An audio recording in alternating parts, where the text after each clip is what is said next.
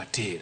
So junior chak organize. We organize at the national level, we organize at the county level, we organize the constituency level, to organize the ward level.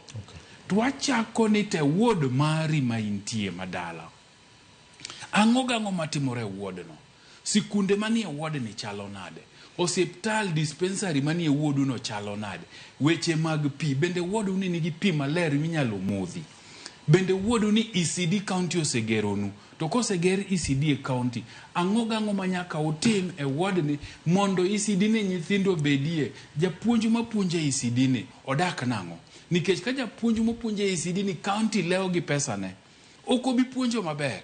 Un kaka jo ward ni angoga munyatimo mondo motivate japuonjo matimo ango manie ward ni. To the primary school bende gin gi choche.